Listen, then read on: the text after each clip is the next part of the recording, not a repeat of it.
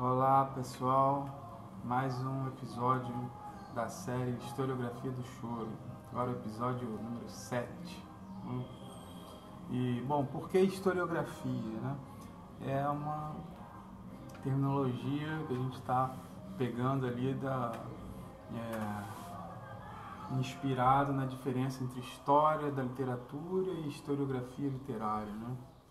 Então aqui a gente está fazendo historiografia, a gente está fazendo uma análise crítica da própria história do choro, que se produziu, né, de história do choro, uma visão crítica dessa tradição, dessa disciplina da história, e também agregando outras disciplinas além da história, né, para analisar o gênero musical do choro, não só do ponto de vista histórico, né, e social, mas também com outras disciplinas, né, científicas, acadêmicas e até outras abordagens não acadêmicas também, né, também utilizando a tradição oral, também, né, o conhecimento da tradição oral, que é muito importante no choro, né?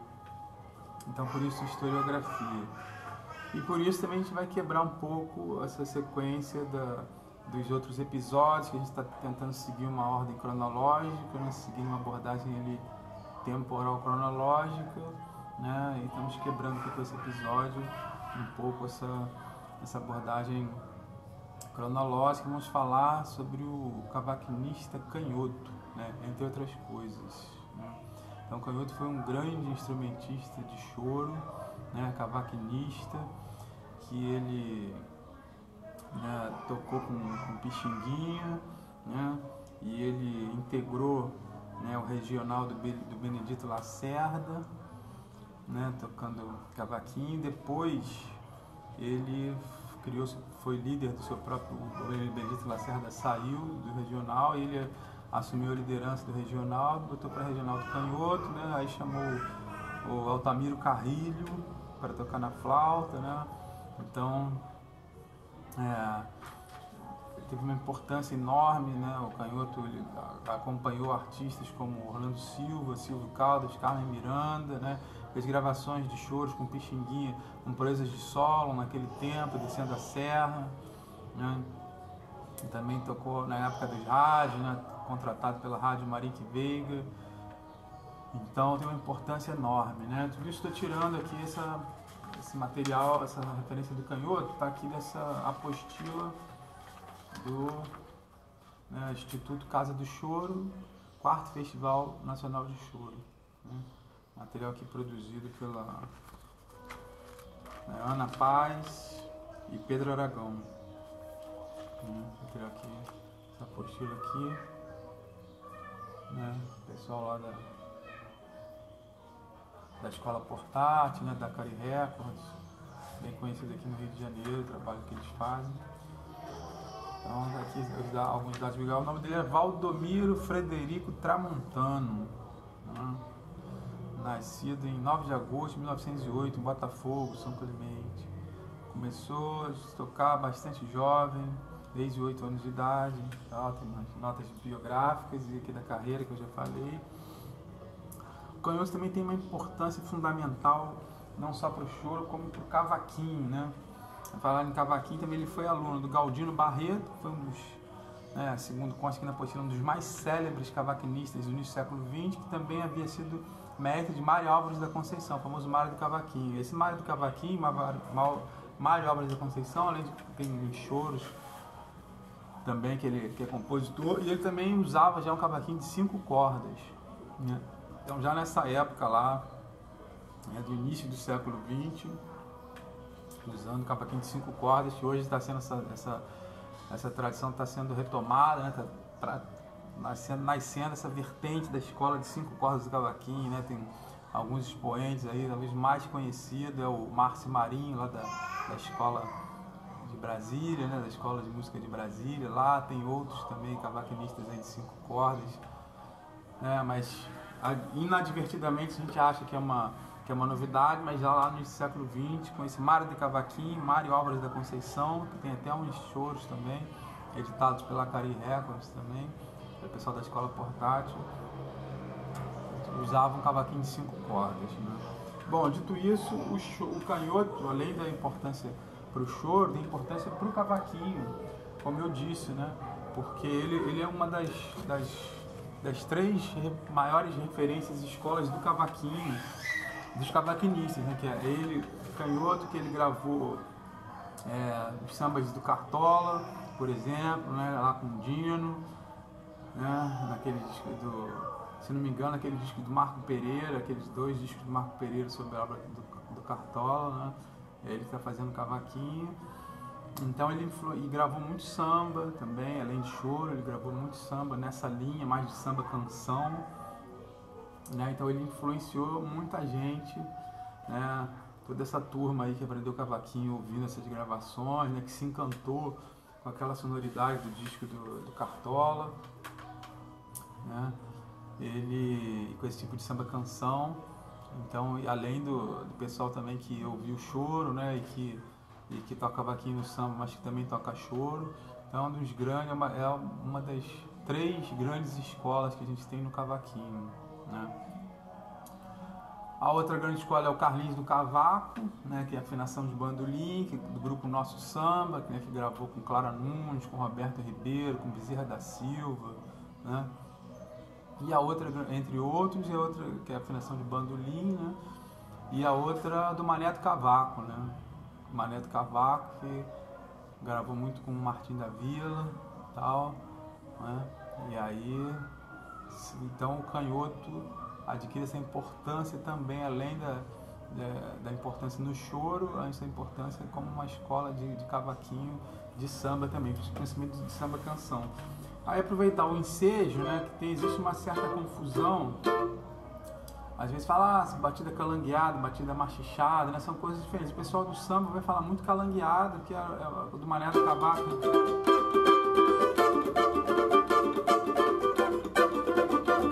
Mais ou menos assim, né, o calango é uma tradição musical aqui do Sudeste, né, meio de música improvisada, né, parecido com o repente nordestino.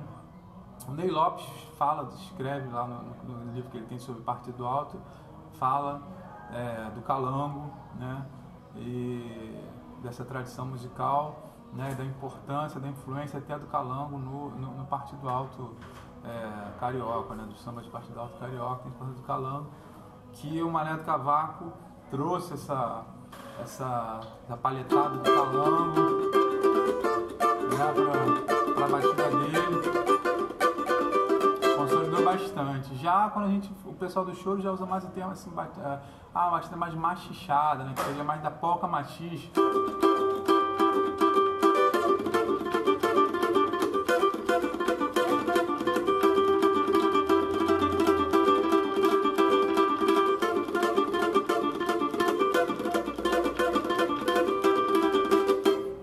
Uma sutil diferença, diferente nessa, aqui fiz meio polca machista.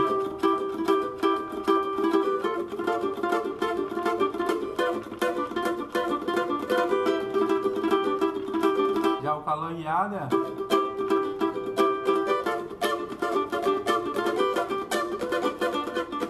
em termos técnicos tem uma acentuação de baixo para cima no calango, né? E o machichado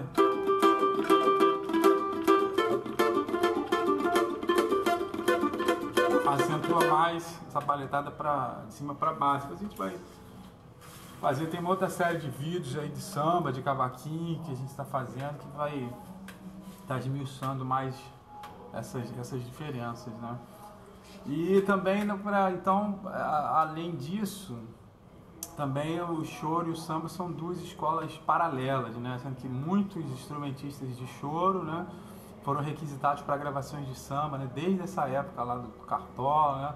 Então, os músicos de choro, por conta da qualidade técnica que eles adquiriram, também foram chamados para fazer os programas de rádio ao vivo, né, pela capacidade de improvisar, por ter bom ouvido, pela capacidade de fazer arranjos na hora, né, também de preencher, na época o rádio era ao vivo, então de preencher os espaços, os buracos, os vazios da programação, fazendo um som ao vivo. Aí foram requisitados muito pelos músicos de samba, né? Os músicos chorões e tal. Até hoje, na verdade, você vê grandes instrumentistas da tradição do choro aí, né? Tocando com Zeca Pagodinho, né? Tocando com a Bete Carvalho e tal, né? Tanto não só de cordas, mas de sopro também, né?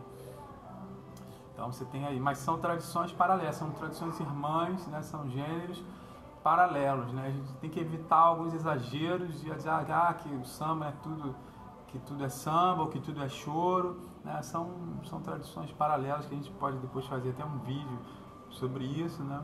Mas desde de antemonte, deixa aqui registrado, são paralelas, mas estão sempre, né, se cruzando ali, se permeando, né? Mas não se pode dizer que tudo é samba ou que tudo é choro, né? São coisas diferentes, né?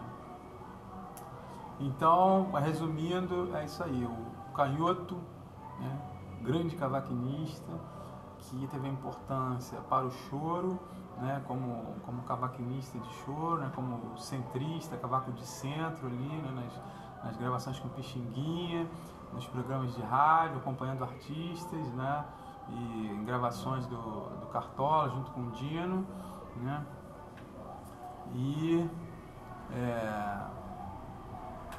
também como uma das três grandes correntes que a gente tem na tradição do cavaquinho, né? Mesmo do cavaquinho de samba também, né? Então ele junto com o Carlinhos do cavaco, junto com o Malé do cavaco, são as grandes matrizes, né, dos cavaquinistas. Depois são dos primórdios ali, né? Depois, claro, depois foi se desdobrando, né, em outras ramificações, né? Mas essas três grandes escolas que de alguma maneira, né, dão origem, né, a tudo que veio depois em termos de cavaquinho no próprio samba, né? Então é isso, fico por aqui, forte abraço.